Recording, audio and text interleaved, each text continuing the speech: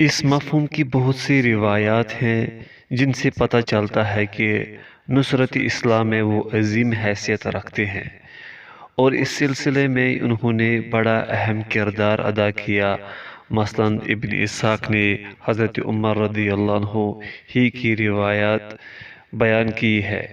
انہوں نے کہا، جب میں مسلمان ہوا میں نے سوچا کہ مکہ والوں میں کون رسول اللہ صلی اللہ علیہ وسلم سے سب سے زیادہ دشمنی رکھتا ہے۔ ذہن میں ابو جہل کا نام ابھرا۔ میں فوراً چل پڑا، اس کا دروازہ کھٹکھٹایا، وہ باہر نکلا، مجھے دیکھا تو کہنے لگا، اہلاً و سہلاً، کیسے آئے؟ میں نے کہا، میں تجھے خبردار کرنے آیا ہوں کہ میں اللہ تعالیٰ اور اس کے رسول مکرم حضرت محمد صلی اللہ علیہ وسلم پر ایمان لا چکا ہوں اور ان کی پیش کردہ تمام باتوں کی تصدیق کرتا ہوں۔ اس نے فوراً دروازہ بند کر لیا اور سپٹا کر کہنے لگا، اللہ تیرا بھی برا کرے اور اس پیغام کا بھی جو تو لے کر آیا ہے۔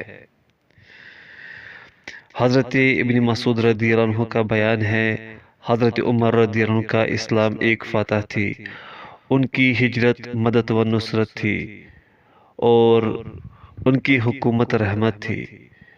ان کے اسلام لانے سے پہلے ہم کعبہ کے پاس نماز پڑھنے کا تصور بھی نہیں کر سکتے تھے۔ جب وہ مسلمان ہوئے تو انہوں نے مشرکین سے زبردست مقابلہ کیا، کعبہ کے پاس نماز پڑھی اور ہم نے بھی ان کے ساتھ مل کر نماز پڑھی۔ حضرت صہیب رومی رضی اللہ عنہ سے روایت ہے، انہوں نے کہا، جب حضرت عمر رضی اللہ عنہ اسلام لائے تو اسلام پردے سے باہر نکل آیا۔ حضرت عمر رضی اللہ عنہ نے اعلانیہ اسلام کی دعوت دینی شروع کی۔ ہم بیت اللہ کے گرد حلقہ باندھ کر بیٹھنے لگے، بیت اللہ کا طواف کرنے لگے، ظلم و ستم کرنے والوں سے بدلے لینے لگے اور ترقی بترقی جواب دینے لگے۔ لیکن یہ واقعی کی روایت ہے جو نہایت ضعیف ہے۔ حضرت ابن عباس رضی اللہ عنہما سے روایت ہے، انہوں نے کہا، جب حضرت عمر رضی اللہ عنہ مسلمان ہوئے تو مشرکوں نے کہا، اس قوم نے ہم سے پورا بدلہ لے لیا ہے۔ اس کی بھی سند ضعیف ہے۔ ابن سعد نے محمد بن عبید کی حدیث بیان کی ہے، مجھے بخوبی یاد ہے، ایک وقت تھا جب ہم بیت اللہ کے پاس نماز پڑھنے کی ہمت بھی نہیں کر سکتے تھے۔ جب حضرت عمر اسلام لائے انہوں نے کافروں سے خوب لڑائی لڑی، حتیٰ کہ انہیں ہمیں روکنے کی ہمت نہ رہی، تب ہم بیت اللہ کے پاس نماز پڑھنے لگے۔ اس روایت کی سند صحیح ہے۔ روایت ہے کہ رسول اللہ صلی اللہ علیہ وسلم نے ان کا نام فاروق رکھا، یعنی جس نے حق و باطل کے مابین خط امتیاز کھینچ دیا۔ حاشیہ: فاروق امام ذہبی نے لکھا، ابن عباس رضی اللہ عنہما سے بسند ضعیف روایت کی گئی ہے، انہوں نے کہا، میں نے عمر رضی اللہ عنہ سے پوچھا کہ آپ کو فاروق کیوں کہا گیا؟ اس سوال پر عمر رضی اللہ عنہ نے اپنی اسلام لانے کا واقعہ بیان کیا اور بتایا کہ کیسے انہوں نے اپنی بہنوئی اور بہن کو مارا اور اس کے بعد کیسے وہ دار ارقم میں رسول اللہ صلی اللہ علیہ وسلم کے پاس پہنچے۔ یہ سب واقعات بتا کر انہوں نے کہا، پھر رسول اللہ صلی اللہ علیہ وسلم نے میرا نام فاروق رکھ دیا۔ تاریخ الاسلام السیرہ للذہبی۔ ابن سعد نے بھی ضعیف سندوں سے روایت کی ہے کہ رسول اللہ صلی اللہ علیہ وسلم نے عمر رضی اللہ عنہ کا نام فاروق رکھا تھا۔ حاشیہ مکمل ہوا۔ یہ روایات محدثین کی کڑے معیار پر تو پوری نہیں اترتی، مگر انہیں ایسے مسئلے میں پیش کرنا درست ہے جس پر نہ کوئی شرعی حکم مرتب ہوتا ہے نہ اس کا عقیدے سے کوئی تعلق ہے۔ یہ بات بالاتفاق مسلم ہے کہ حضرت عمر رضی اللہ عنہ کا اسلام قبول کرنا خود اسلام کے لیے عزت اور غلبے کا باعث بنا۔ رسول اللہ صلی اللہ علیہ وسلم کی دعا بھی یہی تھی، اے اللہ، ابو جہل اور عمر بن خطاب دونوں میں سے جو تجھے زیادہ محبوب ہے اس کے ذریعے سے اسلام کو عزت عطا فرما۔ عمر بن خطاب رضی اللہ عنہ کے اسلام لانے کے فوائد۔ دور جاہلیت میں قوت اور دبدبے والے لوگ مسلمان ہوئے تو دعوت اسلام کے لیے بڑا محکم سہارا بنے۔ اسی لیے رسول اللہ صلی اللہ علیہ وسلم آرزو مند رہتے تھے کہ عمر بن خطاب اور ابو جہل جیسے لوگ مسلمان ہو جائے۔ مزید برآں آپ کا ارشاد گرامی ہے، جاہلیت میں معزز افراد اسلام میں بھی معزز ہیں جبکہ وہ دین کو سمجھ لے۔ صحیح البخاری۔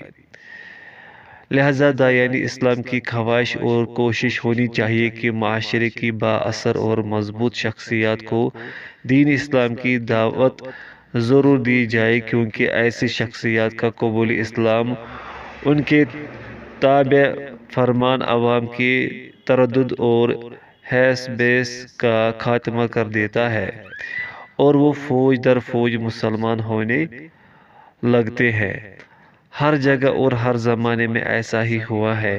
قرآن مجید نے یہ بات ان عام کفار کی زبانی بیان فرمائی ہے جو اپنے سرداروں اور قائدین کے پیچھے لگ کر گمراہ ہوئے۔ اللہ تعالیٰ فرماتے ہیں، ترجمہ: جس دن ان کے چہرے آگ میں الٹ دیے جائیں گے وہ کہیں گے، اے کاش ہم نے اللہ کی اطاعت کی ہوتی اور ہم نے اس کے رسول کی اطاعت کی ہوتی، اور وہ کہیں گے، اے ہمارے رب، بلا شبہ ہم نے اپنے سرداروں اور اپنے بڑوں کی اطاعت کی تو انہوں نے ہم کو راہ راست سے بھٹکا دیا۔ اے ہمارے رب، انہیں دگنا عذاب دے اور ان پر بڑی لعنت کر۔ سورۃ الاحزاب آیت نمبر 66 تا 68۔ دعوت و تبلیغ مشرکین کے قائدین اور عوام الناس تک ہی محدود نہیں رہنی چاہیے، بلکہ ضروری ہے کہ یہ دعوت ان قیادتوں تک بھی پہنچائی جائے جو اسلام سے منحرف ہو چکی ہے اور وہ اپنی جماعتوں اور تنظیموں کو زندگی کے مختلف میدانوں میں غیر اسلامی طریقے پر چلاتی ہے۔ جب حضرت عمر بن خطاب رضی اللہ عنہ دار ارقم میں مسلمانوں کی طرف تلوار حمائل کیے ہوئے آئے تو رسول اللہ صلی اللہ علیہ وسلم کا جرأت کے ساتھ ان کی طرف اٹھنا اور ان کے تہبند کی گرہ یا گریبان کو پکڑ کر زور سے جھٹکا دینا، پھر ان کو سخت الفاظ میں تنبیہ کرنا اور ڈانٹنا آپ صلی اللہ علیہ وسلم کی جرأت و شجاعت کی نایاب مثال ہے۔ اس جرأت و بہادری کا مظاہرہ اور کئی مقامات پر بھی کئی دفعہ ہوا، مثلاً غزوہ احد میں جب مسلمانوں میں بھگدڑ مچ گئی اور غزوہ حنین میں جب مسلمان تتر بتر ہو گئے، اس وقت بھی رسول اللہ صلی اللہ علیہ وسلم نے بے مثال پامردی اور استقامت کا ثبوت دیا تھا۔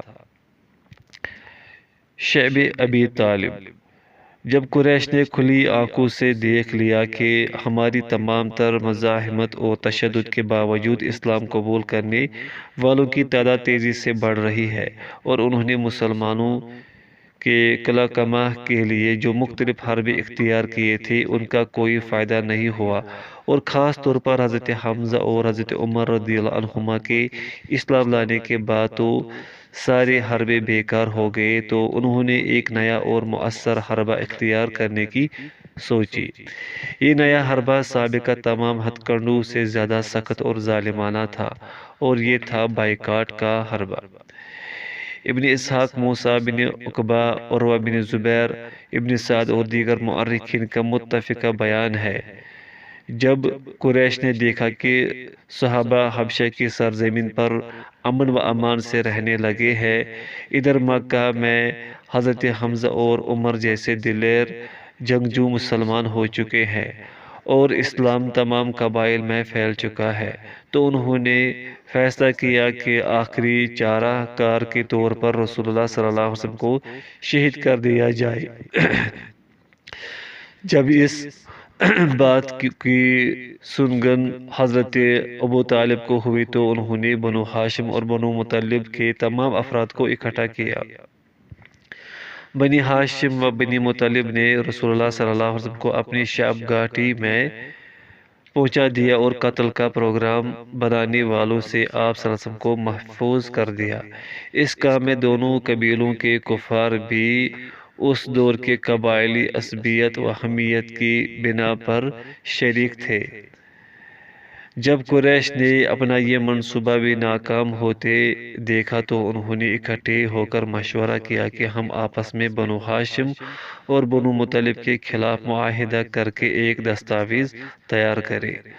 اس میں یہ طے کیا جائے کہ کوئی شخص ان سے کسی قسم کا لین دین کرے نہ شادی بیاہ کرے حتیٰ کہ یہ رسول اللہ صلی اللہ علیہ وسلم کو ہمارے سپرد کر دے۔ انہوں نے باہمی معاہدے کی دستاویز تیار کر کے کعبہ کے اندر لٹکا دی۔ یہ دستاویز لکھنے والا منصور بن اکرمہ تھا۔ رسول اللہ صلی اللہ علیہ وسلم نے اس کے خلاف بد دعا کی جس کے نتیجے میں اس کی انگلیاں شل ہو گئی۔ بعض مورخین نے کاتب کا نام نضر بن حارث یا طلحہ بن ابی طلحہ بھی لکھا ہے۔ تمام بنو ہاشم اور بنو مطلب سوائے ابو طالب کے پاس جمع ہو گئے اور ان کے ساتھ ہی رہے۔ ابو لہب قریش کے ساتھ رہا۔ بنو ہاشم اور بنو مطلب کے محصور ہونے کی ابتدا محرم الحرام 7 نبوت سے ہوئی۔ 2-3 سال وہ اسی طرح محصور رہے۔ موسیٰ بن عقبہ نے یہ مدت پورے 3 سال بتلائی ہے۔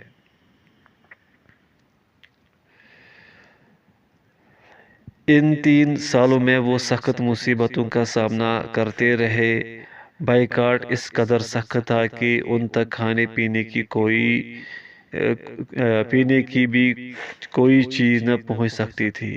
قریش کو جس شخص کے بارے میں یہ پتہ چلتا کہ اس نے کوئی چیز خفیہ طور پر بھیجی ہے تو وہ اس سے بھی تشدد کا نشانہ بناتے تھے۔ چند جرأت مند لوگوں نے اس ظلم و ستم کے خلاف آواز اٹھائی اور وہ دستاویز پھاڑنے کا نعرہ لگایا۔ ان میں مشہور ہشام بن عمرو بن حارث، زہر بن ابی امیہ، مطعم بن عدی، زمعہ بن اسود اور ابو البختری بن ہشام بن حارث شامل تھے۔ ان کے بنو ہاشم اور بنو مطلب کے ساتھ رشتے ناطے تھے۔ ابن ابی شیبہ کی روایت ہے، رسول اللہ صلی اللہ علیہ وسلم کی طرف سے جنگ بدر کے دن ایک منادی کرنے والے نے اعلان کیا، مشرکوں میں سے کسی کو امان حاصل نہیں سوائے ابو البختری کے۔ اگر انہیں کسی مسلمان نے گرفتار کیا تو انہیں چھوڑ دے، کیونکہ رسول اللہ صلی اللہ علیہ وسلم نے انہیں امان دے رکھی ہے۔ لیکن جب انہیں ڈھونڈا گیا تو پتہ چلا کہ وہ قتل ہو چکے ہیں۔ میرا خیال ہے کہ آپ صلی اللہ علیہ وسلم کا یہ اعلان اس احسان کے جواب میں تھا جو انہوں نے اس ظالمانہ بائیکاٹ کو ختم کرنے کے سلسلے میں مسلمانوں پر کیا تھا۔ ابن ہشام نے لکھا ہے کہ جب بائیکاٹ کی دستاویز اتاری گئی تو پتہ چلا کہ دیمک نے اللہ تعالیٰ کے اسم گرامی کے سوا ہر چیز کو ختم کر دیا ہے، لیکن اس کی سند ضعیف ہے۔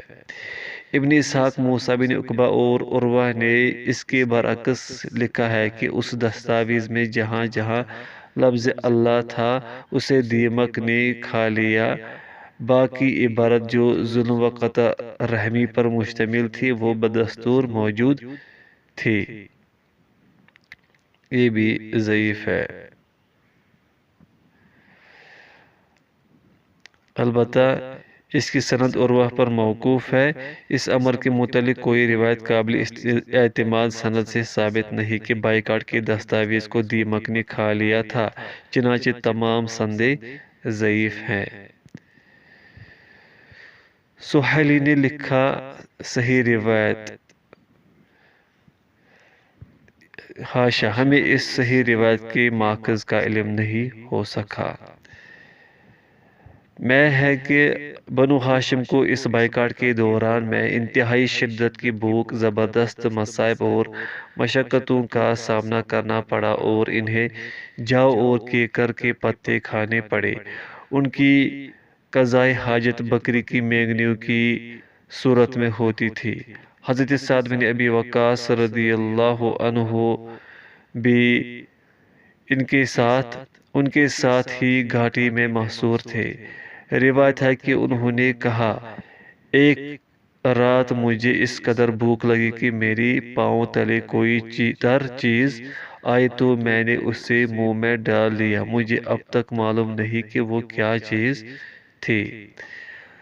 یونس کی روایت میں ہے کہ حضرت سعد رضی اللہ عنہ نے بتایا، مجھے اچھی طرح یاد ہے جن دنوں میں مکہ میں رسول اللہ صلی اللہ علیہ وسلم کے ساتھ شعب بنی ہاشم میں محصور تھا، میں ایک رات پیشاب کرنے نکلا تو وہاں مجھے اپنے پیشاب تلے کسی چیز کی آواز محسوس ہوئی۔ میں نے دیکھا تو وہ اونٹ کی چمڑی کا ایک ٹکڑا تھا۔ میں نے اسے اٹھا لیا، اچھی طرح دھویا، پھر اسے آگ میں جلا کر دو پتھروں کے درمیان کوٹ لیا، وہ سفوف سا بن گیا۔ اسے پھانک کر اوپر سے پانی پی لیا، 3 دن تک اس پر گزارا کیا۔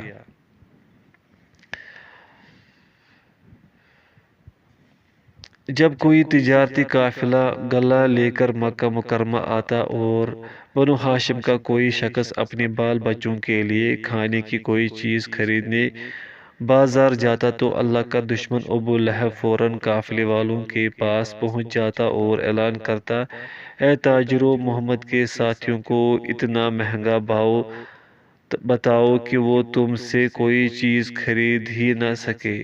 اگر تمہاری کوئی چیز فروخت ہونے سے رہ گئی تو تمہارا خسارہ میں پورا کروں گا۔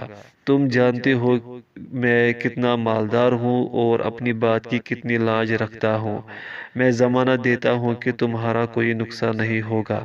چنانچہ تاجر بڑھ چڑھ کر بھاؤ بتاتے تو غریب مسلمان خالی ہاتھ گھر واپس آ جاتا، جبکہ اس کے بچے بھوک سے چلا رہے ہوتے، لیکن اس کے پاس انہیں کھلانے کی کوئی چیز نہ ہوتی تھی۔ وہ تاجر ابو لہب کے پاس جاتے تو وہ ان کی فروختنی چیزیں خوب منافع دے کر خرید لیتا تھا۔ ان سنگ دلانہ حربوں سے مسلمان ننگ و بھوک کے مارے موت کی حد کو چھو رہے تھے، بلکہ بقول حضرت ابن عباس رضی اللہ عنہما محصورین میں سے کئی افراد موت کا شکار ہو گئے۔ البتہ یہ روایت سند منقطع ہے، منقطع ضعیف کی اقسام میں سے ہے۔ اس بائیکاٹ کی بنا پر مسلمانوں کو پہنچنے والے آلام و مصائب کے باوجود رسول اللہ صلی اللہ علیہ وسلم دین کی دعوت سے باز نہیں آئے۔ آپ ایام حج میں شعب سے باہر آتے، مکہ آنے والے حجاج سے ملاقاتیں کرتے اور انہیں اسلام کی دعوت دیتے اور اپنی قوم کے ملنے والے افراد کو بھی اسلام کا پیغام پہنچاتے تھے۔ یہ بلا سند ہے، چنانچہ یہ ضعیف ہے۔ جب اللہ تعالیٰ نے وہ دستاویز نابود کر دی تو رسول اللہ صلی اللہ علیہ وسلم اپنے قبیلے اور ساتھیوں سمیت شعب سے باہر نکل آئے اور لوگوں کے ساتھ رہنے لگے۔ اس بائیکاٹ کا مفصل تذکرہ صحیح روایت میں نہیں ملتا۔ صحیح بخاری میں اس کی طرف مختصر اشارہ کیا گیا ہے۔ حضرت ابو ہریرہ رضی اللہ عنہ کی روایت ہے کہ رسول اللہ صلی اللہ علیہ وسلم نے وادی حنین کی طرف چلنے کا ارادہ کیا تو آپ صلی اللہ علیہ وسلم نے فرمایا، انشاءاللہ ہم کل حیف بنی کنانہ میں ٹھہریں گے، جہاں انہوں نے کفر پر معاہدہ کیا تھا۔ حاشیہ: خیف بن کنانہ خیف عربی زبان میں سنگلاخ پہاڑ کے دامن میں زمین کے اس حصے کو کہتے ہیں جو پانی کی گزرگاہ سے بلند ہوتا ہے۔ منا میں واقع ایک مسجد کو اسی بنا پر مسجد خیف کہا گیا۔ اخیاف میں سب سے مشہور خیف منا کا خیف ہے اور اسی وجہ سے منا کی مسجد کو مسجد خیف کہتے ہیں۔ مورخین کا کہنا ہے کہ خیف منا ہی دراصل خیف بنی کنانہ ہے۔ حاشیہ مکمل ہوا۔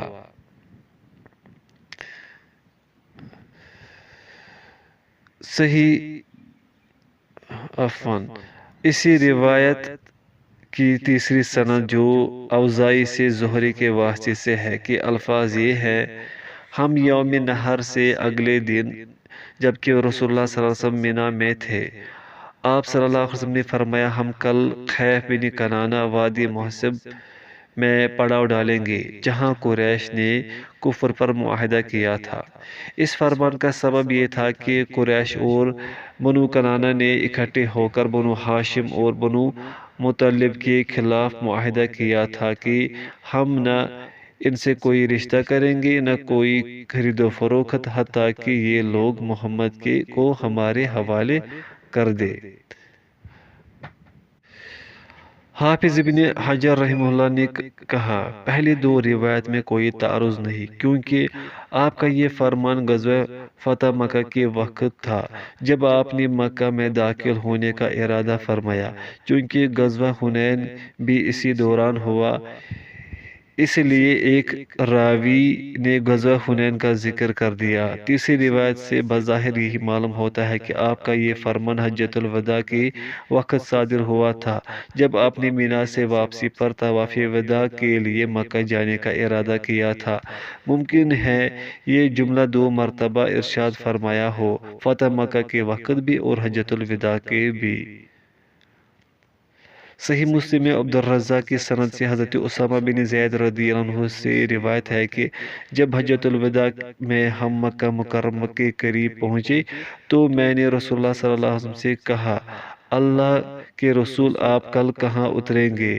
فرمایا کیا عقیل نے ہمارے اترنے کو کوئی جگہ چھوڑی ہے؟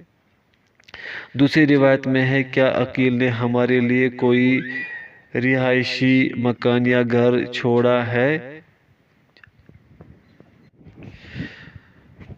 دوسری روایت میں ہے کیا عقیل نے ہمارے لیے کوئی رہائشی مکان یا گھر چھوڑا ہے؟ اس روایت سے معلوم ہوتا ہے کہ آپ اپنے گھر میں نہیں ٹھہرے۔ یہ روایت بخاری کی روایت سے بھی متعارض نہیں کہ آپ شعب ابی طالب میں ٹھہرے تھے۔ مواعظ و حکمتیں، اس سلسلے کی کچھ باتیں تو سابقہ بحث میں آ چکی ہیں، مزید یہ ہے کوئی زمانہ اور کوئی خطہ مروت رکھنے والے جوان مرد لوگوں سے خالی نہیں ہوتا۔ داعیان اسلام کے لیے ضروری ہے کہ وہ ہمیشہ ایسے ہی جرری لوگوں کو اہمیت دے تاکہ مشکلات اور مصائب کے وقت ان سے فائدہ اٹھایا جا سکے۔ ہر دور اور علاقے میں اللہ کے دشمن داعیان اسلام کی معیشت اور اقتصادیات پر ضرب لگاتے رہے ہیں تاکہ وہ بے دست و پا ہو کر اپنی دعوت سے باز آ جائے۔ یہ طریقہ کار اختیار کرنے میں مشرکین اور منافقین ہمیشہ متفق رہے۔ اگر اولین مسلمان بھی کسی ایسی حکومت کی وظیفہ خوار یا تنخواہ دار ہوتی تو ان کی دعوت کی مخالف ہوتی تو وہ حکومت سب سے پہلے ان کے خلاف تادیبی کارروائی کرتے ہوئے انہیں ان کے عہدوں سے برطرف کرتی، لیکن اس دور میں اس نوعیت کی کارروائی اس قسم کے بائیکاٹ ہی کے ذریعے سے تھی۔ داعیان اسلام کے لیے ضروری ہے کہ وہ اس حقیقت کو اس کے ممکنہ وسیع مفہوم کے ساتھ ذہن میں رکھے۔ رسول اللہ صلی اللہ علیہ وسلم پر مصائب اور آزمائشوں میں ہر مومن کے لیے اس دنیا میں پہنچنے والی ہر مصیبت اور آزمائش کا مقابلہ کرنے کے لیے اسوہ حسنہ اور تسلی و تشفیع ہے۔ جاہلیت قدیم ہو یا جدید، اس میں کچھ مفید چیزیں ایسی ہوتی ہے جن سے فائدہ اٹھایا جا سکتا ہے۔ بنو ہاشم نے عصبیت اور قبائلی حمیت کی بنا پر اسلام کے لیے عظیم قربانیاں دی۔ اگر موجودہ دور کے معاشروں میں بھی ایسی مفید چیزیں پائی جائیں، مثلا انسانی حقوق کے قوانین، سیاسی پناہ کا قانون یا آزادی فکر کی اجازت، تو ان سے یقیناً فائدہ اٹھانا چاہیے، جس طرح اولین مسلمانوں نے بنو ہاشم کی حمایت و استقامت سے فائدہ اٹھایا تھا۔